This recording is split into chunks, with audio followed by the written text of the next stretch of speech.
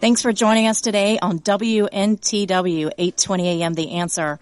Welcome to Cut to the Chase with Senator Chase. This is a call-in public service radio show designed to inform and educate constituents about top issues that affect our issue.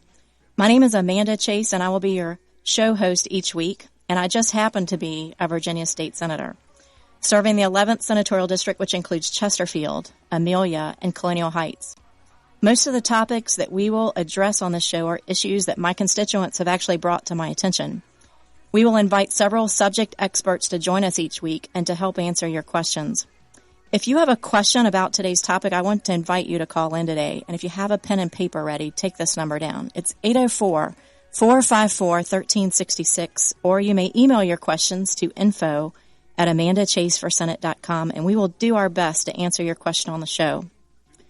So for those of you who have tuning in for the first time, and maybe you haven't heard of me yet, I am actually serving my first term in office and just finished my first session.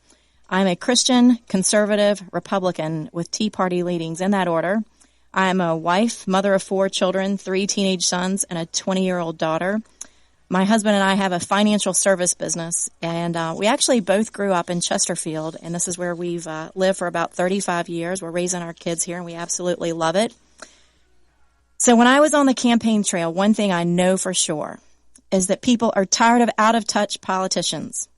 So I've done everything I can not to be one. And in fact, I agreed to host this weekly show as yet another way to stay in touch and communicate with you. So let's get started. Today we're going to be discussing the opioid and heroin addiction crisis here in Virginia. Not sure if you're aware of this or not, but more than 850 people have died in Virginia this year as a result of overdoses, making drug overdoses responsible for more deaths, get this, than car accidents. And that's according to the Office of the Chief Medical Examiner.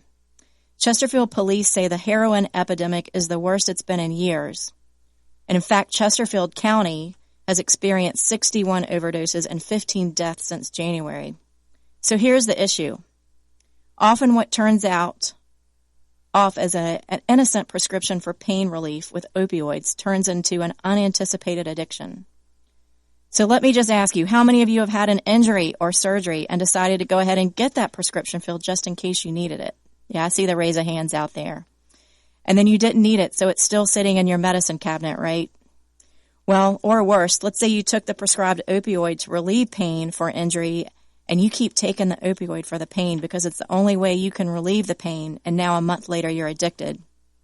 It can happen very innocently, and it's happening, and that's what we're going to talk about today.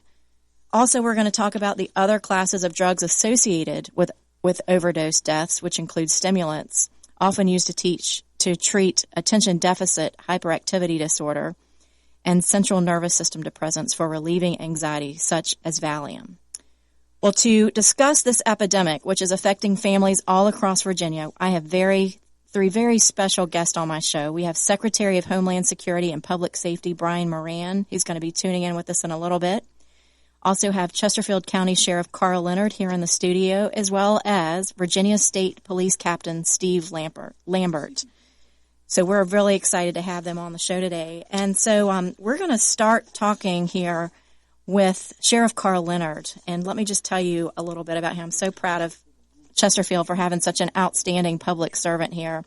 Did you know that Sheriff Karl Leonard oversees one of the largest sheriff's offices in the Commonwealth of Virginia for a region of 430 square miles with a population of 326,000?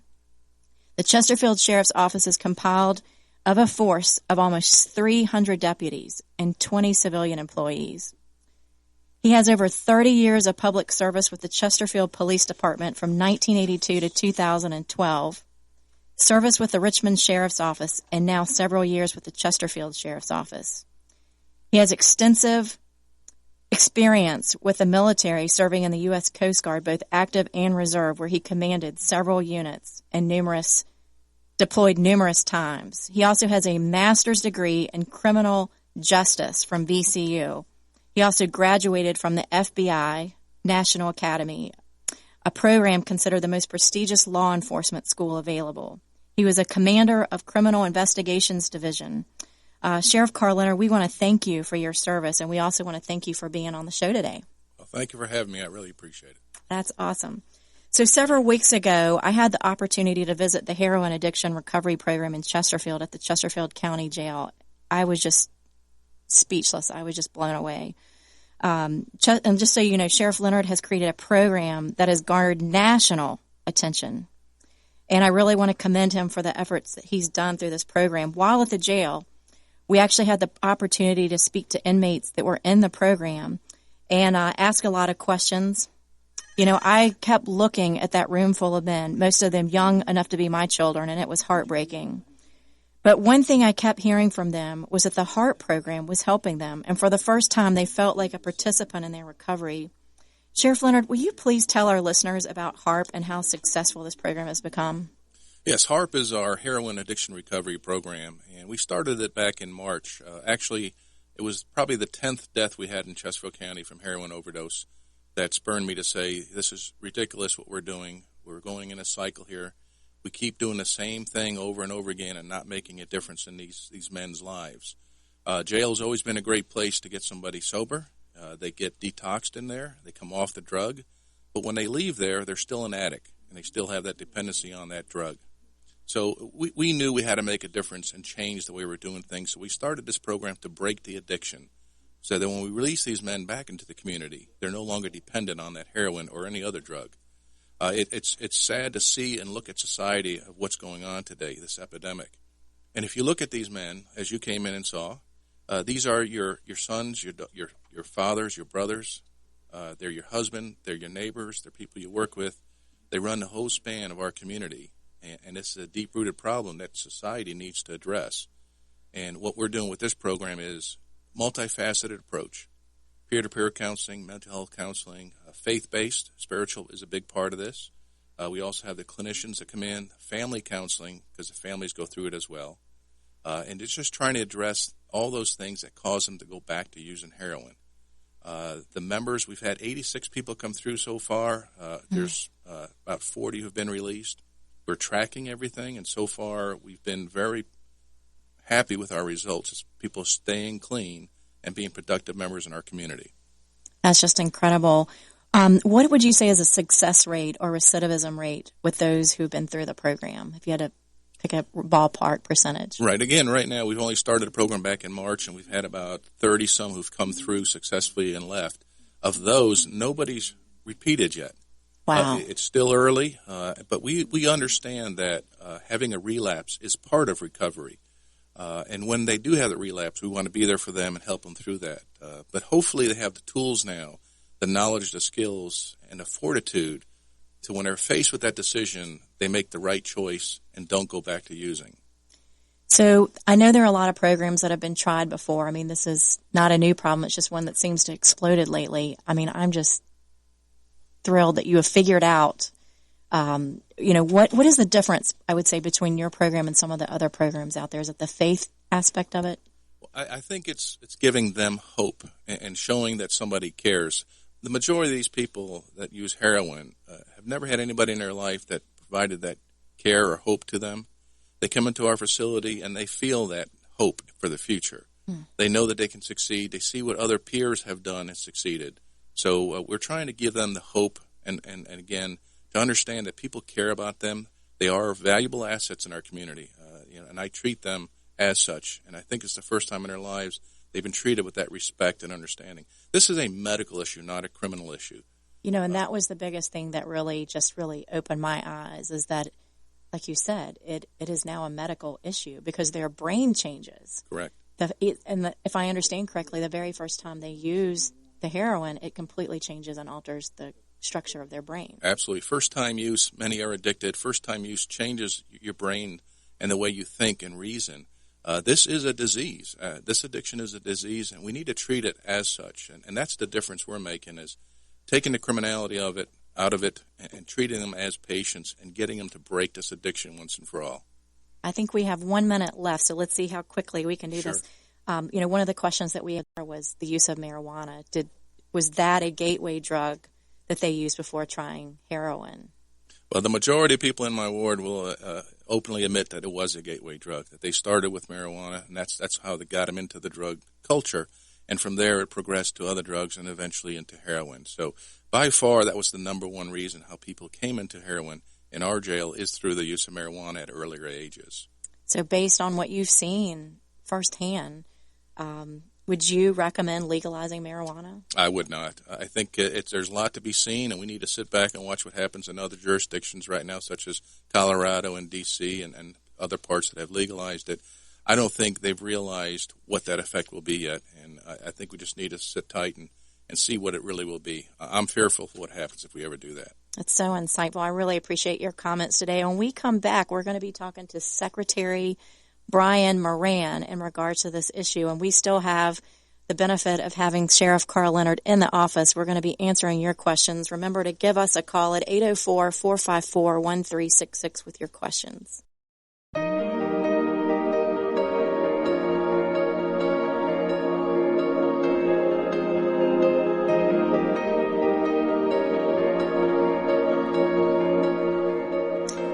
Thanks again for joining us today on WNTW 820 AM The Answer. This is Senator Chase with Cut to the Chase, and we are so excited to have our next guest, Secretary Brian Moran.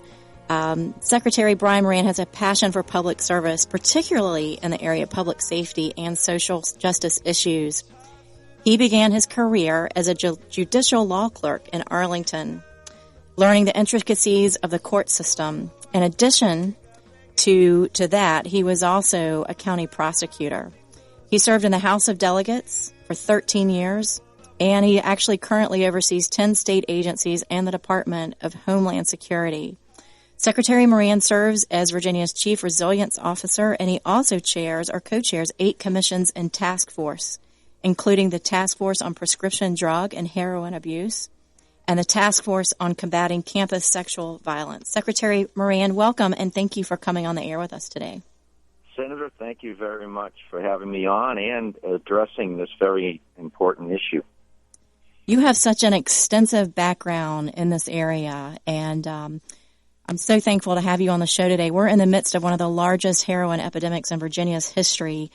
What would you say has changed the most in the last decade? Well, we are in an epidemic, and that is demonstrated by the number of deaths and injuries, as well as hospital visits throughout Virginia. This is the magnitude of this, as well as the diversity. When we first took office, over almost 3 years ago now, I went to Winchester and listened to the law enforcement officers in that area, and I recall the sheriff sitting across from me and saying, we cannot arrest our way out of this epidemic. And since that time, we've been working with law enforcement, but importantly also with the medical community. I heard Sheriff Leonard mention the prevalence of opiates and where a number of inmates that he has currently, but then also drug abusers start with an opiate and then turn to heroin. Now, in terms of why over the last 10 years is because the heroin right now is affordable and it is accessible, easy access, unfortunately, despite our best law enforcement efforts. Wherever there is demand, there will be supply and sellers. And so, but let me just, in terms of the importance of this, we have over 1,000 deaths occurring in the Commonwealth per year as a combination of heroin and opiate deaths. And so it exceeds car crashes now, automobile deaths from car crashes. So it truly is a crisis. We've been working with the law enforcement as well as the medical community to do everything we can to address it, and it really does take a community approach. I really congratulate Sheriff Leonard what he is doing in his jail. It shows a tremendous amount of compassion for these individuals and a commitment to turning their lives around, and I congratulate him, and it should be, that should be duplicated throughout Virginia. And lots going on, and I was just quickly, I was in the Eastern Shore, demonstrate that it's occurring all over Virginia. We were up in Winchester, as I mentioned, when we first started this, and then out in Wise County in Southwest Virginia. Sheriff Leonard would tell you it's here right in Central Virginia. And yesterday we were in Accomack County in the Eastern Shore of Virginia. We had a round table. We had representatives from the federal government, Drug Enforcement Agency, local sheriff's office, as well as the Virginia State Police. But then also we had the superintendent of schools was there too, because we need to start teaching our kids early on about the dangers of opiates and the dangers, clearly, of illicit drugs, but then Absolutely. Because it's so addictive, and a lot of people don't realize first-time usage, and they can get hooked. I mean, it completely alters and changes the brain. Secretary Moran, what is the typical profile? I think our listeners would be very surprised to hear what a typical profile of a heroin user looks like. Can you talk a little bit about that? Well, male 25 to 34 is the ones that we're finding who are fatally overdosing. But it starts early. It starts too early. I mean, it might start with some other illicit drug like marijuana, but then the kids start using the opiates. And I'd encourage your listeners, what can people do? Go to your medicine cabinets. Any of these opiates that have expired, get them out of your medicine cabinet. Dispose of them. Don't throw them down the toilet. But call your local agency to have them disposed, or your pharmacy now. I think some of the pharmacies are doing the right thing by accepting these drugs. Get them out of your medicine cabinet, not only for your own kids, but your friends' kids, your teenagers who come over to the house. So it starts there, and then it moves into other, and it can be into heroin. But as you say, you rightly say, you've identified this as heroin is just a terrible drug. It totally takes control over an individual's thinking, and they will do anything and everything to get these drugs. And so as the Secretary of Public Safety, it's not just the drug user, but what that means in terms of other crime. They'll break into your house to steal things. They'll commit other crimes so that they can get access and the finances to afford the heroin, because they'll do anything to get that heroin. And it's just a horrible disease, and one that does require the entire community to be engaged in eradicating its use. I know you and I had talked earlier about the Sunday Richmond Times-Dispatch. This past Sunday, they had a great article in regards to Southwest Virginia helping addicts, which I think is fantastic. Can you talk a little bit to our listeners about what the government has done as far as different drugs that they have introduced to try to replace, if you will, the heroin, and how that's working? Right. So you talk about how heroin is so addictive and just destroys an individual and consequently their family and their friends and their entire life. And so what government has tried to do is, frankly, led by the medical community, to try to find a substitute for heroin. They will use other substitutes like Suboxone, methadone, so that it addresses the desire for the heroin. But it's called MAT, medically assisted treatment, and it has now become controversial, and the article talked about that, because some judges now really don't want to order medically assisted treatment. They believe, you're substituting one drug for another. So we've talked to the medical community about that, and some suggest just a peer-to-peer cold turkey. But what the medical community would tell you is the withdrawals from heroin are just so severe that as a medical doctor, they just cannot subject one of their patients to that type of withdrawal. It's so damaging to the individual that they feel as though they need to give them something to be able to address that withdrawal. And so it's a real controversy right now, and one that we're trying to deal with. I don't know if anybody's wrong or right on this. We just need to work through it as a community and through public safety organizations as well as the medical community to try to address it. And some it works, and in Southwest Virginia, what they're finding is some people are hoarding the Suboxone, and they're using the Suboxone to distribute as a substitute, and so is unintended consequences of it. But the federal government, if you want federal government dollars, they tie their dollars to the medically assisted treatment. So, Secretary Brian, so much for being on our show.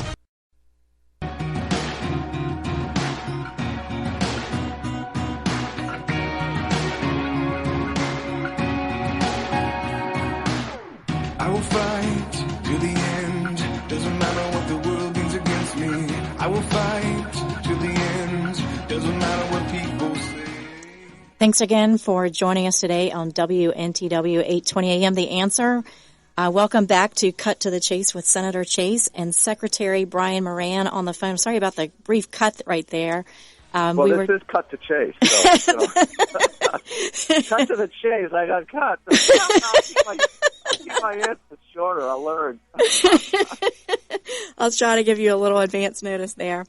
So we were just talking about the typical profile of a heroin user, and I just really wanted to emphasize to folks that you would be surprised. I mean, it reaches all socioeconomic profiles, and it doesn't matter.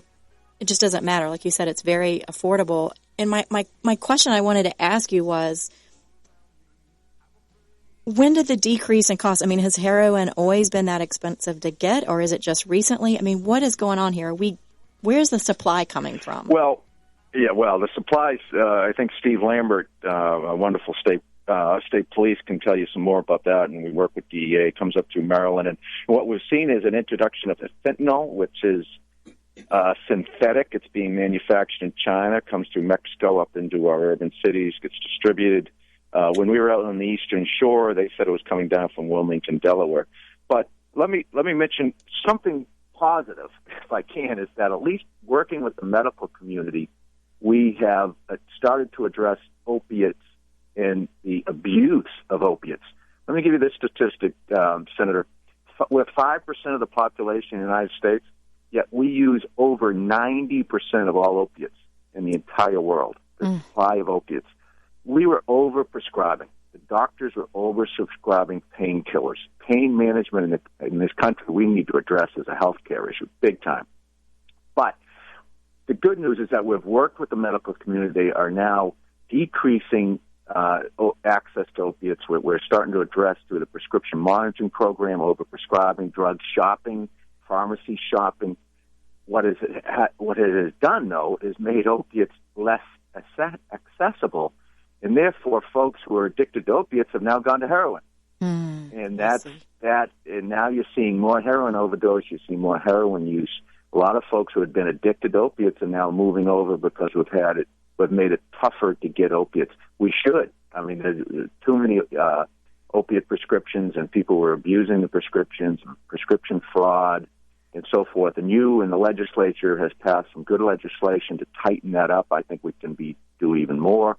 But we have taken some good steps in tightening up in the medical community the prescriptions. But because of that, you crack down on one thing and they move over. Somebody's addicted, and then now they're going out getting heroin and fentanyl, which we've seen recently, and it's very, very, very powerful, and people are looking for a bigger and better high, and it's killing them, literally killing them.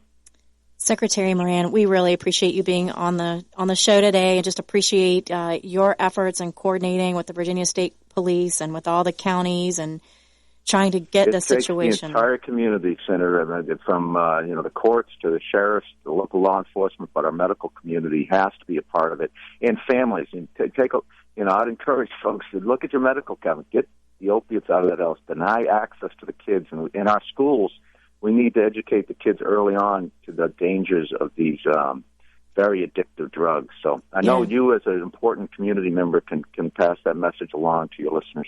Absolutely. Well, thanks again. It's an honor to have you on the show, Sure. Secretary. Thank you, Senator. Thanks for having me on. Thank you so much. Bye-bye. Next up, we are going to have Captain Steve Lambert of the Virginia State Police. He is currently the commander of the Criminal Intelligence Division in the Bureau of Criminal Investigation, where he's been since 1988, the year I graduated from high school. Love it. This division is responsible for the operations of the Virginia Fusion Center, which is a multi-disciplined information and intelligence sharing capability. And I have really enjoyed going on a tour of the facility. It's fascinating. But they're focused on criminal investigation, investigative support, and fighting terrorism. And you'll be really interested to hear from Captain Steve Lambert. And let's see how many minutes I have left, because I don't want to cut you to the chase. We have 1 minute left. Let's see if we can fit in a first question here. Captain Lambert, can you tell us what is the Fusion Center's role in the fight against this epidemic? Thank you for inviting me on. And there were so many things that the sheriff said and the Secretary of Public Safety said that I certainly agree with. And our role is obviously one of the community that's been talked about a great deal. The VFC is, in essence, an information and intelligence analysis capability. It's the hub of all the levels of government as it addresses public safety issues in regard to the heroin epidemic. So, when we get back, we're going to finish hearing from Captain Lambert, because this is you won't want to miss this. Join us back in a few minutes.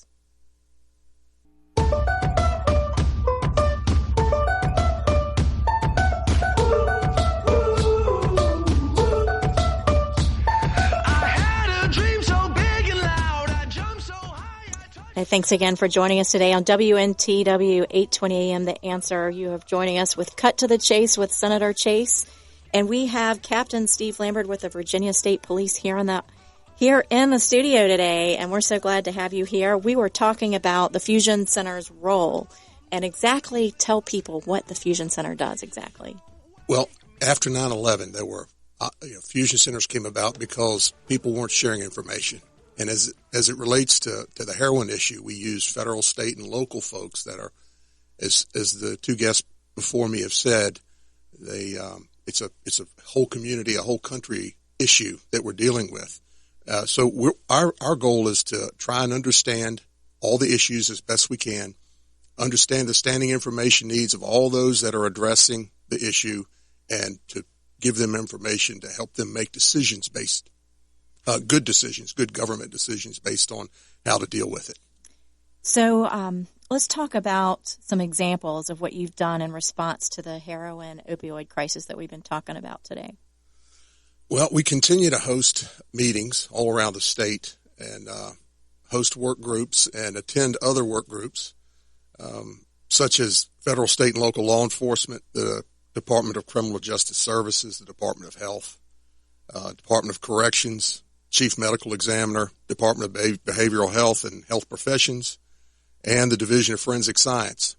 All of those folks have data on the issue, and we together we develop short and long-term strategies about how to deal with it, about what our specific interests are, and then we work accordingly to address them. So we were talking earlier with Secretary Moran. Is this just street-level dealers, or are there actually transnational cartels involved in the Commonwealth of Virginia? Well, we've seen both. Each year we continue to build a collection model response. Actually, when you were in the Fusion Center last, we talked about Code Section 2.2-224.1, and we call it the Border Initiative. And we work with all of the border states along our north and southern border, and we collect information based on trafficking methods, what cartels are influencing, what entry into the United States, what are the trafficking routes up and down the East Coast to some of our source cities that have been mentioned by Secretary Moran, so that we can understand those methods and we can understand what cartel and what street-level crime is related to cartel activity. I'm fairly certain that I could tell you that we have noticed that there are cartels, transnational elements, that are directing some of the issue that we're seeing with heroin in the Commonwealth. The big problem with that is we're continuing to refine the data and the seizure and understand the seizure and arrest records, and to understand because you understand that when these folks are arrested, a lot of times they don't like to give up where they're coming from or who they're working with, and some of those are successful, some of them are not. It's very difficult to determine exactly in every case, but yes, we do have ideas of what cartel is providing the heroin on the East Coast. We do have ideas as to what criminal street elements are connected with those transnational cartels, but most of the folks out there that are selling and using heroin are some of the things that have already been discussed, which are a legal taste of a fentanyl or a heroin derivative, an opiate derivative, by folks using prescription drugs. Wow. So, I mean, a lot of people are wondering, if I get on heroin, Is it made in America?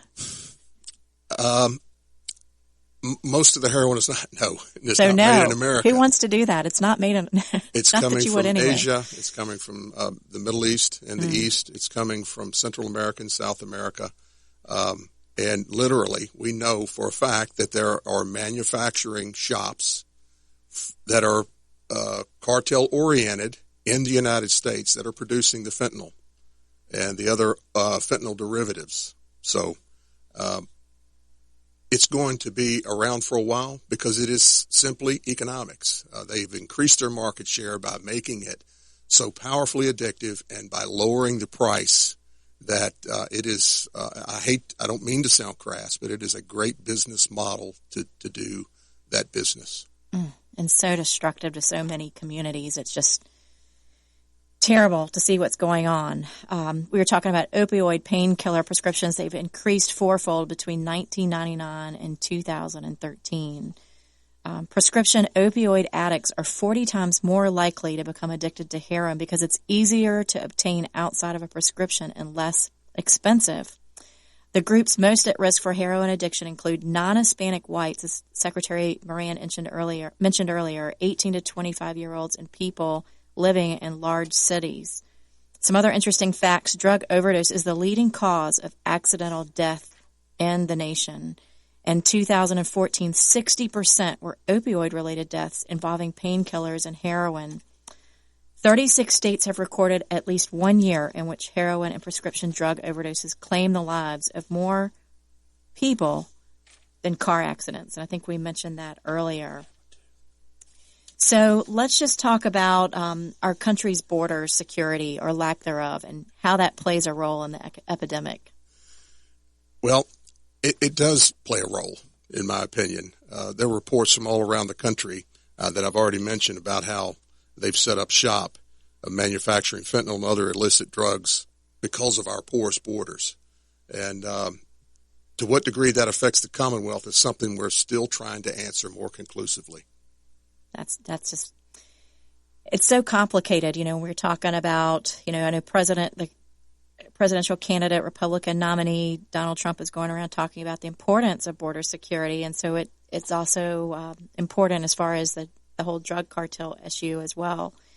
Can you give us, I think we have like 30 seconds left. Can you give us some examples very quickly of the collaboration of products that you are providing to those addressing the crisis? Right. We do deal in data. We take the data and we put out a number of products to help folks understand things regionally because we have, as you mentioned before, a very socioeconomically diverse state. And so we put out intelligence bulletin about heroin and fentanyl issues. We provide outlooks based on that analysis, provide emerging trends. We do overdose statistical trends to help everyone to understand. We also do officer safety bulletins. I mean, police officers put themselves at risk in dealing with fentanyl. It can kill you just by inhaling it.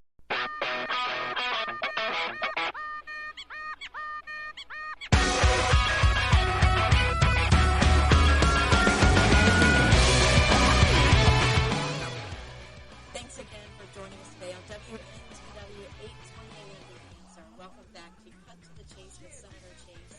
And we're in the final wrap-up of Cut to the Chase today with Captain Lambert here. We are talking to him regarding the Fusion Center and how they're helping to combat this terrible epidemic that we have to fight opioid addiction. So I'm going to turn the mic back over to you, Captain Lambert, and tell us a little bit more. We were last talking about